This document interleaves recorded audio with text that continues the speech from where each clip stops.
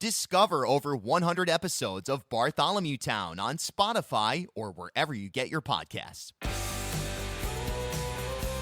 This is the Bartholomew Town Podcast. Create a system where everyone within that structure feels supported and has the resources that they need to be successful, whether it's educating our students or if it's the students in the classroom learning. And it also should be an opportunity to a learning exchange, because students are learning, but I also think that teachers can learn from their students. Welcome in to another edition of the Bartholomew Town Podcast. I'm your host, Bill Bartholomew. On today's episode, I sit down with Providence City Councilwoman Nirva LaFortune. Great to catch up with Councilwoman LaFortune, a timely interview here as the Providence schools situation continues to unfold. The state takeover well underway, and kids go back to school in just a couple, 2 weeks or something like that here. So in terms of the short game, yeah, it's kind of crunch time. Obviously, this is a long-term project when it comes to the state's education, infrastructure in general, right? I mean, that's something we're looking at, a long-term strategy. But in the meantime, good to know the details, good to talk to people who really know what's going on, both in terms of the city government, but also on the ground in education. That's exactly what Councilwoman LaFortune is. So a fascinating conversation, a quick one. I think we were in and out in about 20 minutes, a tight schedule for each of us here, but I think you'll enjoy it. Remember, you can support the Bartholomew Town Podcast in a very simple way. You can go to wherever you're listening right now, assuming it's a podcast app, and there's an option where you can rate and review a podcast and give an honest rating. I mean, if you think this is absolute garbage, then, I mean, if this is like the first time that you're listening, or perhaps you've listened to each episode as some kind of sadistic ploy to yourself, go ahead and give it that 1 star and the best, most soulful bash review that you can possibly come up with. Let's be honest about it, right? However, if you are into Bartholomew Town, if it's something you enjoy and you want to support it without having to spend any money or anything like that, give us a little clickety-click on us. By us, I mean me and you. That's right. We are Bartholomew Town. We need an established EST 2018 placard. Support for the Bartholomew Town Podcast comes from M. Duran Studio, Providence's finest choice for commercial photography. From headshots and portraits to high-quality candidates, check out their extensive portfolio at mduranstudio.com. Give them a call today at 401-400-2328 or message book at mduranstudio.com. All right, let's get you to my conversation with Providence City Councilwoman Nirva LaFortune. Let's get right into the story of the summer. The thing that's going to be really the pinpoint for this year is going to be the Johns Hopkins report in the Providence schools. I mean, obviously, that's not new in any way, shape, or form. What's your just human reaction to that? And also your reaction to the steps being taken right now, particularly the state takeover, and also the all-in call to action that the mayor's office has put out for basically a community painting, sweeping process to try to get the schools closer to back in shape. So everything we're at right now, what's your perspective? My perspective. So as a parent, as a graduate of PPSD, as an advocate of public education, it is disheartening. But we also have to remember that what was said in the report is nothing new. These are things, some of the issues are issues that we've been talking about since I was in school over 20 years ago in the Providence public school system. So I think that this was going to eventually happen. There was a report that came out in the 90s. Yeah, 93, right? Correct. Yep. And I was in middle school, I think, when that report came out. And so there are certain things that was said in this current report that was also prevalent in the previous report. We need to take education seriously. Public education is important. We need to invest in our kids. There are many families, and particularly in a district like Providence, where majority of our students are low income, where English is not their first language, and as we were speaking, students speak Creole, different dialects of Creole from Cape Verde, from Brazil, from Haiti. People speak French. People speak various Southeast Asian languages. You also have Spanish, which is the prevalent language in our district. And so we need to ensure that regardless of what language a student speaks, regardless of their socioeconomic background, regardless of their race, regardless of their gender, that we have a system that serves them and a system that provides them with resources so that they can thrive and be successful. I've been working in higher education for about 14 years right now, and I've worked at 3 various institutions. They include public, private, and now an Ivy. And some of the students that struggle the most are students who come from marginalized communities. And so they are already going to face barriers when they graduate from high school. So we need to make sure that whatever system that we have prepares them as much as possible so that they can thrive in the future. That's not happening right now in your view at a fundamental level, that just the nature of what school is doing, never mind the buildings, never mind the rats, never mind that discussion, it's just fundamentally flawed in that at the core level? It's a systemic issue, and you're absolutely right. The structure that's currently in place is fundamentally flawed, and it's fundamentally flawed not just for the students, but also the people who are educating them. During the press conference that the mayor held, there was a teacher who came out and spoke so passionately about the issues that she faces while trying to educate her students.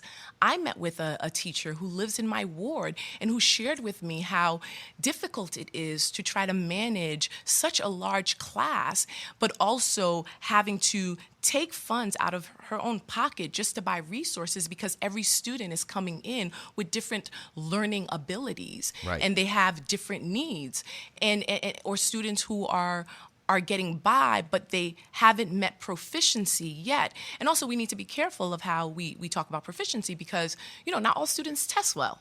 So if we're focusing proficiency mainly on an exam where some students might be able to display proficiency in other manners, we need to look at how we can better educate our students, but also measure outcomes. And find a way to measure what is playing into a particular student's strengths as well. You obviously need the full spectrum of education, but, when you're leaning into something that you're passionate about, you're more apt to go after it. So testing misses that premise that is fundamental to, I think, just being a human being in the 21st century, which is freedom of choice. And sometimes testing, I feel like it can, just sort of put you in a box as far as what you really have to, how you are going to learn. Exactly. And but also with testing, you need to have a system. Sure. To measure how students are doing, because you want to also make sure that you can measure benchmarks and also see how students have progressed over time.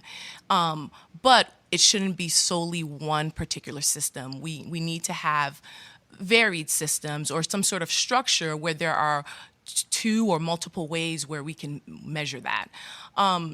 In terms of not just looking at testing, but also our student demographic has changed from the 1970s, the 1960s, even the 1990s when I was in school.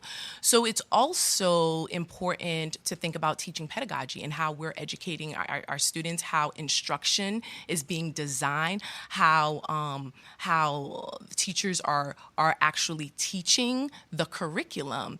As you said, you want students to be passionate, so we need to find ways to ensure that our students are engaged, because when students are engaged, you see higher academic outcomes. And so we really need to think about how to provide more professional development opportunities, and not just one workshop, but a series of workshops. Have mentor teachers who are supporting newer teachers, but create a system where everyone within that structure feels supported and has the resources that they need to be successful, whether it's educating our students or if it's the students in the classroom learning. And it also should be an opportunity to a learning exchange. because students are learning, but I also think that teachers can learn from their students. Students are bringing in their unique strengths and talents and backgrounds, and it's important for our system to recognize and celebrate that. And it becomes part of our culture. And so it's just important to look at not just one issue, but look at the systemic issues and also look at the barriers that have prevented our students, that have prevented our teachers from being successful. And also creating pipeline opportunities because students want to see teachers who look like them. Right. That's something that's not happening now. I've had some people who are, have attended times two, and that has been something that they've cited as probably one of the major elements, is that a teacher who appears to come from a similar background and a similar demographic as the student, and that's absent in Providence for the most part. And there are scholarly reports, studies that also show that teachers of color benefit all students across the board. Right. Mount Pleasant High School has a teacher academy. Rhode Island College is right next to Mount Pleasant High School. And so one of the things that we need to look at is starting also at the high school level, even at the middle school level, and they do have like a summer program. But at the high school level, figuring out how the school district can collaborate with Rhode Island College to create a strong pipeline program so that students are, there's a curriculum that's in place that's preparing these young people to get into an educational program to one day become a teacher.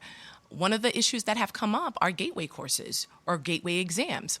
There are certain criterias. You have to maintain a 3.0 GPA. You have to score a certain point on the exams. And if you're not meeting those criterias, you don't stay in the program or you don't get in. So so we need to create a system or a structure where from the time that the student starts ninth grade, within that teaching academy, there's some sort of collaboration with a local institution.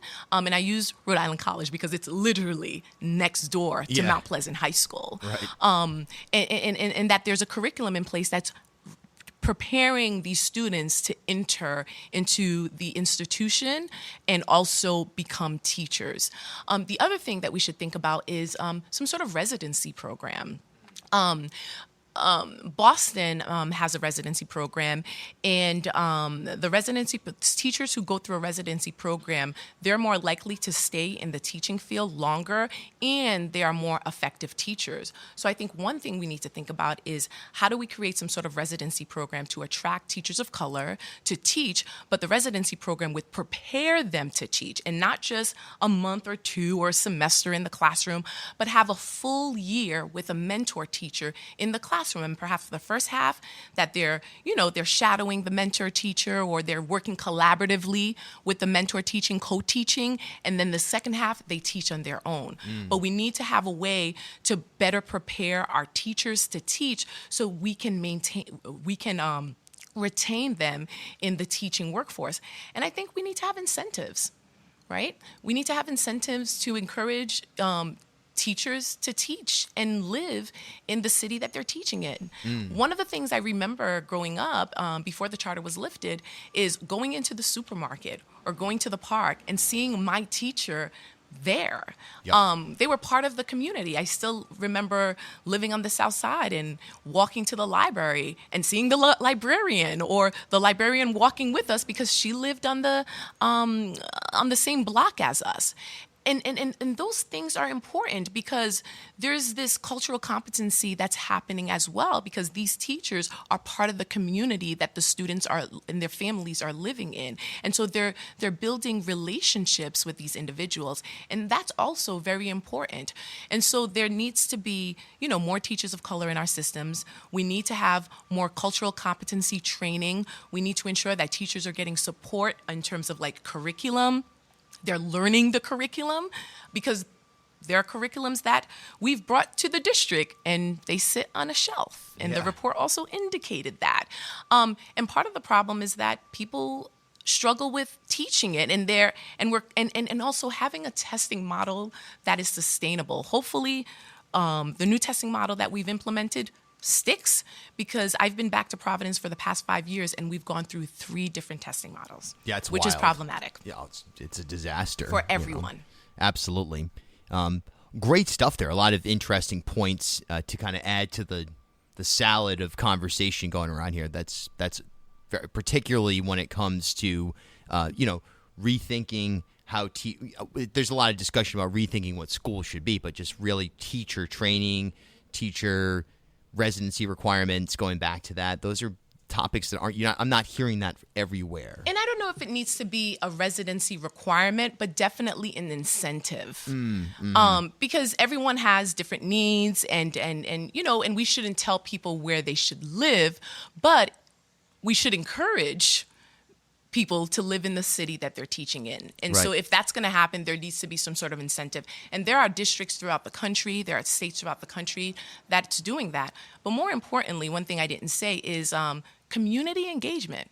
Clarence Stone has written about civic capacity and the community being involved in the education process and creating partnerships, private-public partnerships with our school districts in our state to ensure that our students and their families and our school systems have the support and resources that they need. But we need to have the community at the table and part of the conversation.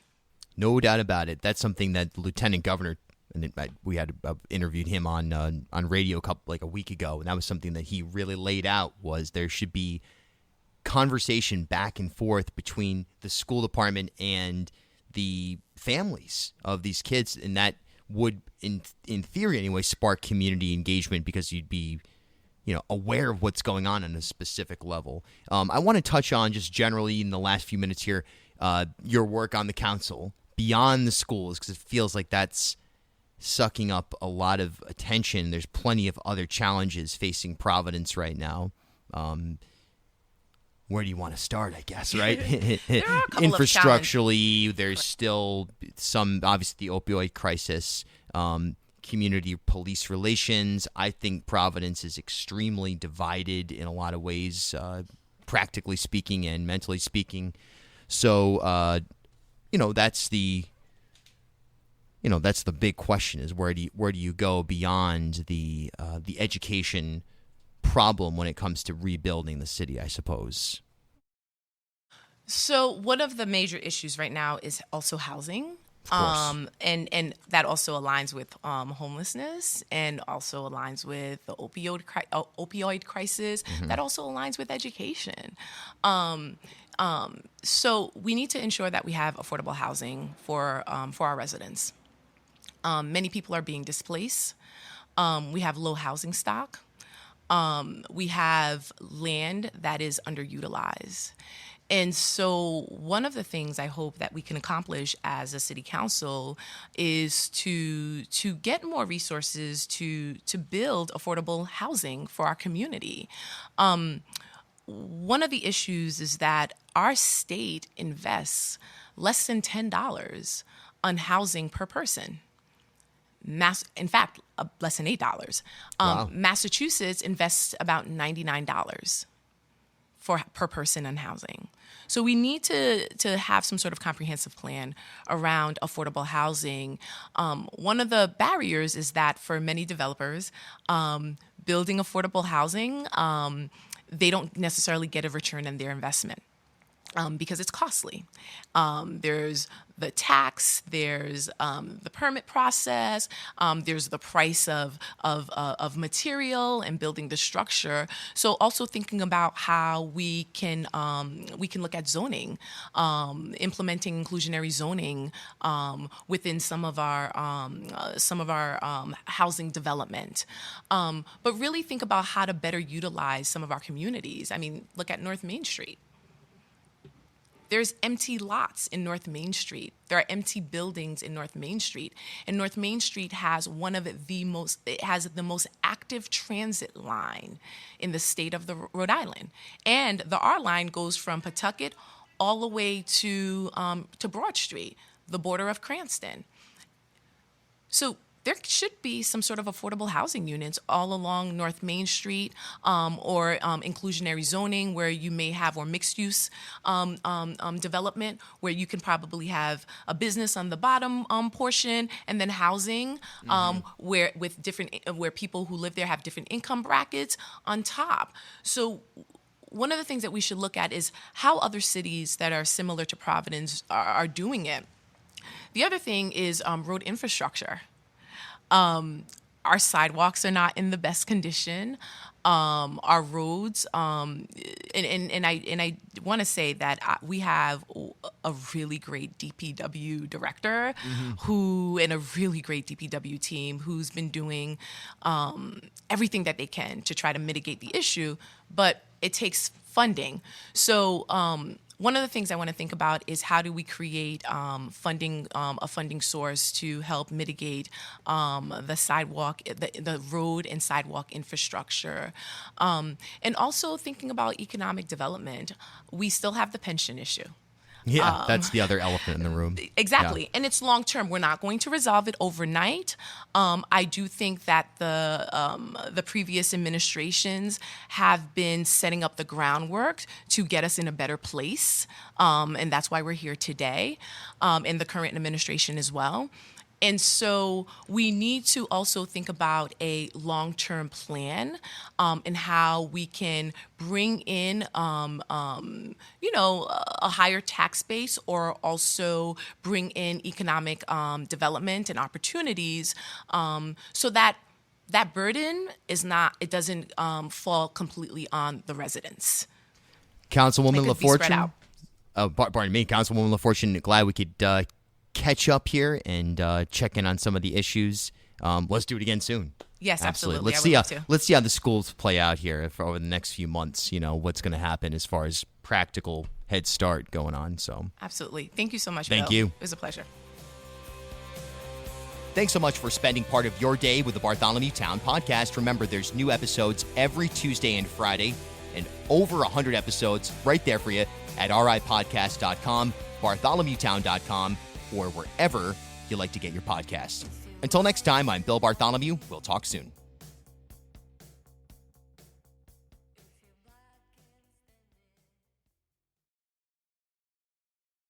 At HealthSource RI for Employers, we provide access to health insurance to more than 1,100 local businesses and nonprofits, and 96% of them renew through us every year.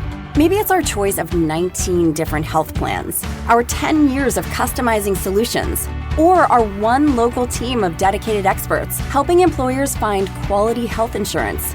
See how our numbers stack up for you. Learn more at healthsourceri.com/employers.